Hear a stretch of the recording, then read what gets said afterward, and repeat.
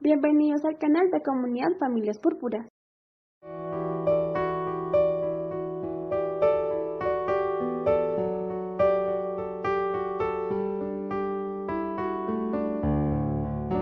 Y ya llega a una tercera fase o a una fase final, donde ya estos espasmos va a haber una disminución progresiva y sostenida, tanto en frecuencia como en gravedad e intensidad de los espasmos infantiles, y es aquí donde pueden aparecer otro tipo de crisis, pero pues ya dejando, como les decía, secuelas importantes para toda la vida. Es importante también como padres y como personal médico siempre hacer el diagnóstico diferencial. ¿Qué es el diagnóstico diferencial? ¿Qué me puede simular a mí una convulsión de un WES? Es decir, un espasmo infantil. Yo, ¿cómo, con qué lo puedo confundir o con qué se me puede confundir? Entonces, los cólicos del lactante son una de las causas más frecuentes.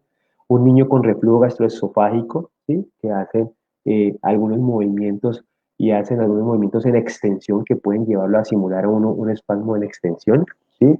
Sobresaltos excesivos, resultan muy fácil, lo que les decía ahorita, el reflejo del moro exagerado también puede simular un espasmo, el arqueamiento corporal, algunos niños son inquietos y hacen este arqueamiento corporal repetitivamente, y uno dice, uy, bueno, ¿serán estos espasmos o no? Y si estos niños están asociados probablemente a una asfixia perinatal, a problemas en el nacimiento, pues digamos, la sospecha pues debe aumentar si debe ser mucho más alta. Los niños espásticos, ¿sí? Niños con parálisis cerebral que tienen espasticidad, que hacen movimientos, hacen distonías, hacen movimientos anormales todo el tiempo, también es una causa importante de diagnóstico diferencial. Otros tipos de convulsiones, ¿sí? Como son las mioclonías o las convulsiones reflejas tónicas de la primera infancia o las epilepsias mioclónicas benignas y graves, ¿sí? O movimientos o brincos que generalmente pueden ser de origen también benigno durante la primera infancia o cuando algunos niños lo pueden presentar en su edad neonatal, es decir, en el primer mes de vida. Entonces, todo esto para tener en cuenta.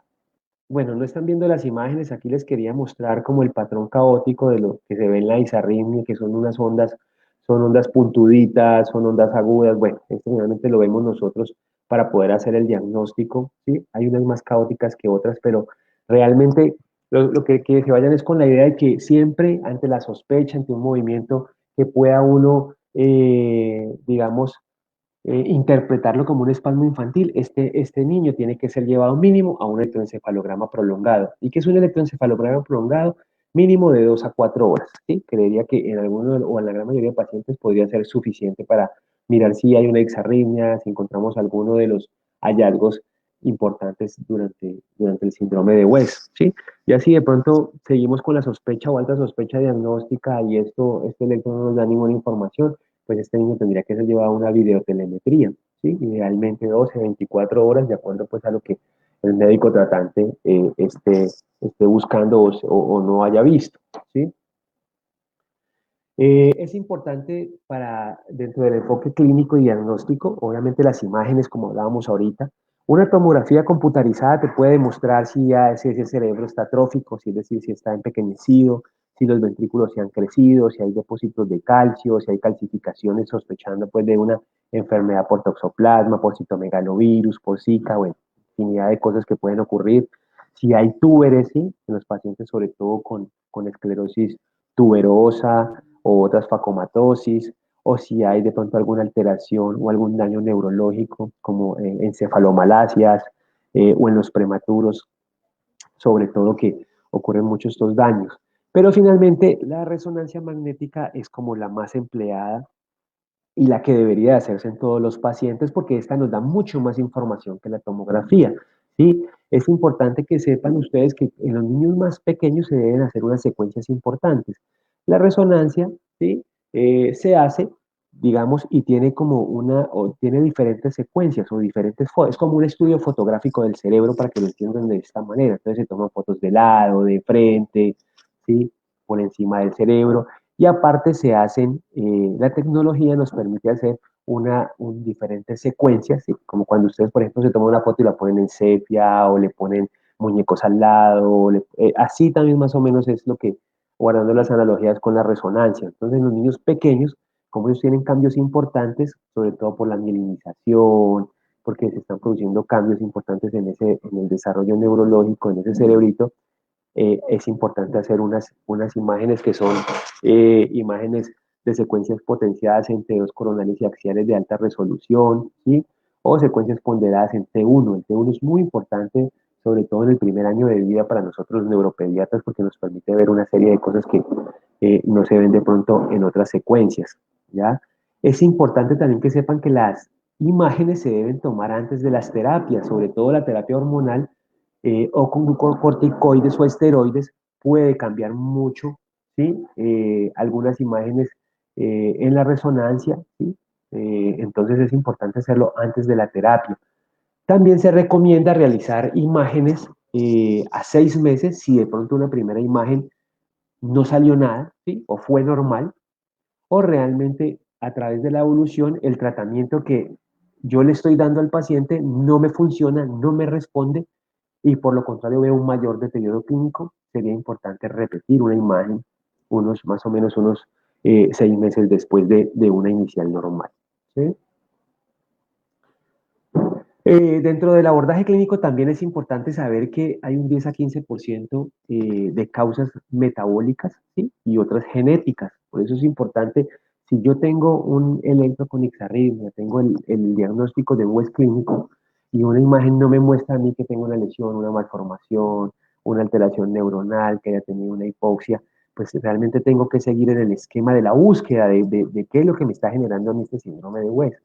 Entonces aquí ya vienen las pruebas metabólicas que ustedes han escuchado algunos, ustedes vienen los aminoácidos en sangre, en orina, niveles de biotinidasa, niveles de piridoxina, ácidos grasos en orina, acilcarnitina, bueno, infinidad de cosas que tenemos en el momento para realizarlas.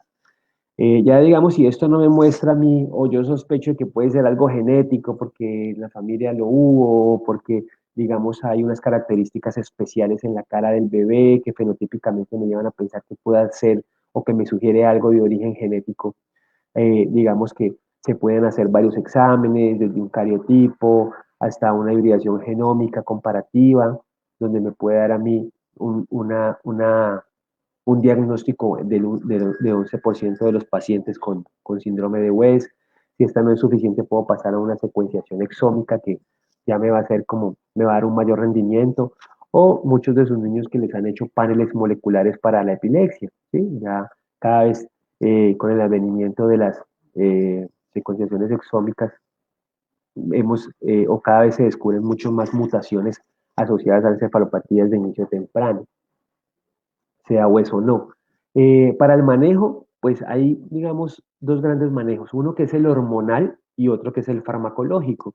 La terapia hormonal básicamente se va con ACTH. El problema, pues, que es costosa, que en algunos países la consecución es difícil, ¿sí? Generalmente eran pacientes que tenían que hospitalizarse, pues, para darse este manejo.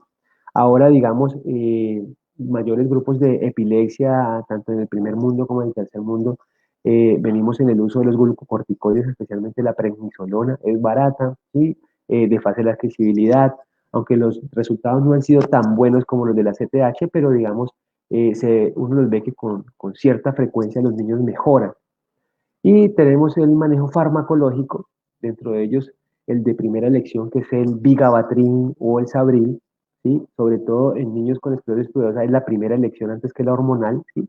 Para los niños con West de no origen esclerosis tuberosa, pues digamos el tratamiento de elección serían los esteroides o el tratamiento hormonal. Obviamente usted puede intentar otros tipos de medicamentos, no con la misma eficacia, no con la misma eficiencia para el control de los espasmos infantiles. Dentro de ellos uno podría emplear el ácido valproico, la sonizamida, el topiramato, la tiagabina, la lamotrigina, bueno, infinidad de cosas. Hay casos anecdóticos que han mejorado con benzodiazepinas, ¿sí? Pero pues como les digo, esto es anecdótico. Hay terapias, por ejemplo, en países orientales usan mucho la piridoxina, porque ellos la tienen mucho asociado a este problema metabólico. Entonces se puede usar la piridoxina, la terapia cetogénica, también es una importante opción en el abanico de posibilidades para el tratamiento. Ahora con, digamos, el ajuste y el advenimiento pues, del cannabidiol o del CBD, también tenemos una opción ahí importante.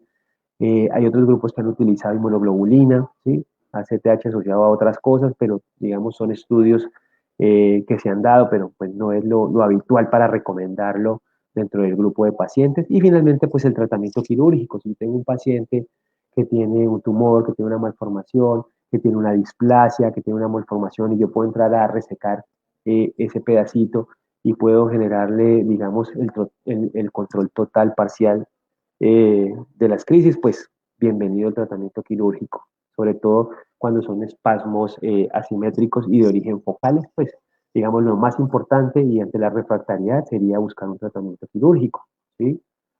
El pronóstico, pues obviamente no es tan bueno, ¿sí? No es tan bueno. En los niños hay epilepsias buenas y epilepsias malas. Las epilepsias malas generalmente dejan un peor pronóstico, ¿sí? A largo plazo.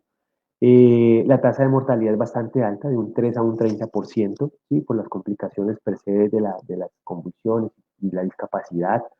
La epilepsia, pues puede seguir, puede volverse intratable, ¿sí? A pesar de todo lo que anteriormente les dije en la diapositiva. La isarritmia, finalmente ella va a tender a regresar, a desaparecer, obviamente por la maduración cerebral de estos pacientes con o sin tratamiento. La diferencia está en que si uno no lo maneja, pues se va a encontrar con un deterioro cognitivo, motor y del lenguaje bastante importante en estos niños. En general, el 90, 50-90% de los pacientes desarrollan otros tipos de convulsiones. La mayoría pueden ser focales, otros pueden derivarse a un Lennox-Gastaut, ¿sí? Que es pues, mucho peor, ¿sí? Con el, digamos, la consecución de ese impacto en el desarrollo. Y obviamente pues la discapacidad a largo plazo neurológica del desarrollo pues va a ser casi que de moderada a grave. Bueno, entonces sigamos hablando de síndrome de Lennox-Gastaut, ¿sí? Síndrome de Lennox-Gastaut es otro de los síndromes, digamos, refractarios en la infancia, ¿sí? De muy difícil manejo, muy difícil tratamiento. Requiere de un apoyo pues multidisciplinario, casi que debuta entre los 3 y 7 años de edad, ¿sí? Se han descubierto de origen genético algunas presentaciones tardías en adolescentes y en adultos, ¿sí? Miren cómo el 50% de estos pacientes vienen, ¿sí? De un hueso, ¿ya? Y la otra mitad, pues, es una aparición nueva, ¿sí? Las causas del 70% son por anomalías en el cerebro, como que infecciones, trastornos del metabolismo, traumas antes, durante o después del nacimiento, ¿sí? Convulsiones infantiles que se derivan a esto, lesiones en la cabeza o también puede derivarse de trastornos autoinmunes. Otra de las causas en un 30% puede ser de origen genético y como les decía al principio, cada vez más encontramos muchas más mutaciones al respecto. Dentro de las convulsiones que se presentan en este síndrome, pues son variadas. Encontramos desde las ausencias o el pequeño mal, como se les conocía anteriormente, ¿sí? Que comienzan de manera repentina, sin signos de advertencia, pueden durar menos de 15 segundos y pueden ocurrir infinidad de veces al día, ¿sí? Y casi que pueden pasar desapercibidas por los familiares. Otro grupo de convulsiones que se pueden presentar en este síndrome son las mioclonías, donde va a haber un aumento del tono muscular y los pacientes reaccionan como si estuvieran conmocionados, como conmocionados por la electricidad, ¿sí? Como unos brincos. Otro grupo de convulsiones son las tónicas, donde los pacientes se quedan rígidos, el paciente puede perder o pierde el conocimiento, ¿sí? Y los ojos pueden girar hacia atrás de la cabeza o hacia los lados, ¿sí? Los brazos y las piernas se pueden contraer y volverse muy rígidas y la respiración se vuelve difícil e inclusive pueden hacer unos sonidos raros o sonidos guturales. También dentro de este grupo de convulsiones están las clónicas, donde provocan espasmos, ¿sí? De los músculos, de los codos, de las piernas, pueden ser en flexión, de la cabeza, ¿sí? O pueden estar las tónico-clónicas, también conocidas anteriormente como el gran mal, que pueden ser una combinación de las convulsiones tónicas, las que se ponen rígidos, o de los movimientos o de las sacudidas que se conocen como las clónicas. ¿Sí? Y otro grupo de convulsiones que son los ataques o los dross attacks o las caídas de cabeza, que estas son las que todos queremos que los niños no tengan porque los llevan a traumas importantes en su carita. Hay pacientes que han tenido fracturas de la órbita, traumas oculares importantes porque estas convulsiones los hacen caer de un momento a otro y se pueden golpear con lo que tienen enfrente, con el escritorio, con la cama, bueno, con infinidad de cosas o se van y caen de frente y se golpean con el suelo. Entonces, estas convulsiones son las que uno realmente no quiere que los pacientes con WES tengan porque les dificulta mucho y les afecta mucho su calidad de vida. Como ven entonces en el WES van a afectar muchos tipos de convulsiones que pueden ser múltiples, ¿sí? Pueden aparecerse todas revueltas o puede aparecer una, luego la otra, pero lo que sí sabemos es que pueden aparecer múltiples semiologías de crisis. ¿Cómo se va a hacer? ¿Cómo es la presentación de este síndrome y el diagnóstico? Pues básicamente existen dos criterios claves y uno son los múltiples tipos de crisis. Un paciente que ustedes tengan con todo este tipo de crisis hay que sospechar que tenga un Lennox-Gastaut, ¿sí? Y esto está asociado en el electro a unos patrones o a unas onditas que se llaman ondas lentas generalizadas a una velocidad menor de 3 Hz, ¿sí?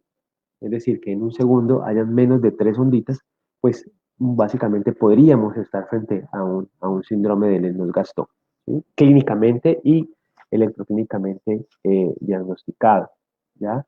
Básicamente podemos encontrar que con el tiempo sus pacientes van a desarrollar una discapacidad intelectual y unos comportamientos atípicos asociados.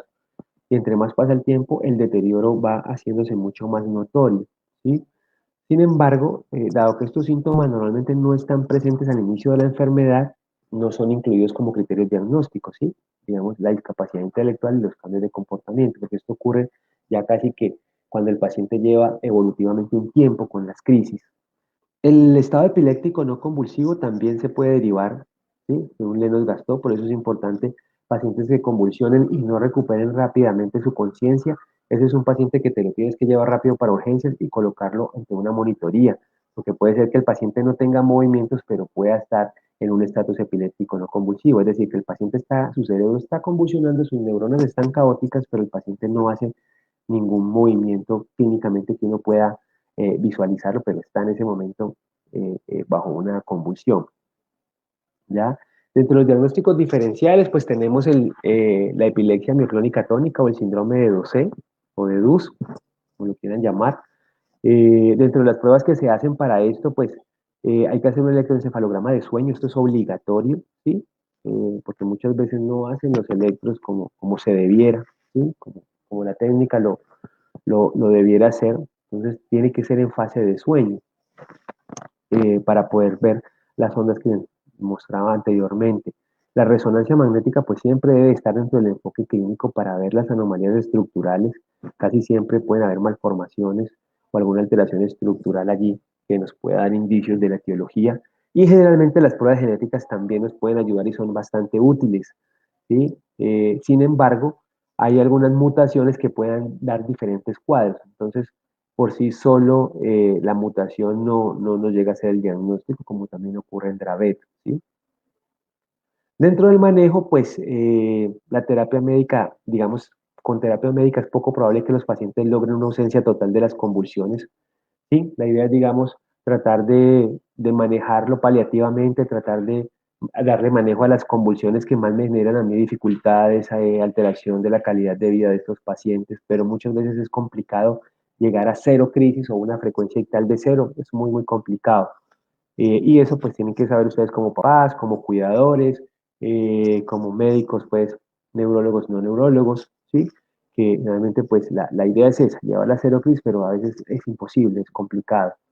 Eh, Hay que saber también que las convulsiones y, digamos, la parte electroencefalográfica con el tiempo puede ir evolucionando y puede ir cambiando, ¿sí? Puede ser que un paciente en algún tiempo me hizo un tipo de crisis, ahora me está haciendo otro tipo de crisis y por eso, asimismo, no quedarse con los medicamentos, digamos, de por vida con los mismos medicamentos, ¿sí? De acuerdo a las crisis que se vayan presentando, pues yo puedo ir rotando también mis medicamentos suspendiendo estos que estaba dando para una crisis X que ya no las tiene, ahora me tiene que estas, suspendo este y coloco nuevos medicamentos buscando tratar el tipo de crisis. Al tratar los pacientes con síndrome de Lennox-Gastaut, los médicos pues también debemos de tener en cuenta que la frecuencia del tipo de crisis cambia, como les decía ahorita. Entonces es importante, es muy importante tener esto en cuenta. Medicamentos, pues hay varios. El valproico es el de primera elección. Obviamente yo después puedo adjuntar cualquier otro tipo de medicamentos, la motrigina, rufinamida, ¿sí? Tupiramato, clobazam, felbamato, bueno, infinidad de otros medicamentos, pero es importante saber lo que no hay por sí un solo medicamento que sea el de elección para poder controlar todo este número de crisis que se presentan en estos pacientes. También es importante que, que sepan que hay algunos medicamentos que pueden empeorar otros tipos de crisis, ¿sí? Por ejemplo, si yo tengo un paciente con Lennox que, digamos, su convulsión más notoria son las mioclonías, pues yo a este paciente, por ejemplo, o las atónicas, no le podría dar carbamazepina, fenitoína, porque me puede empeorar este tipo de convulsiones. Entonces, eso también es importante para que lo sepan.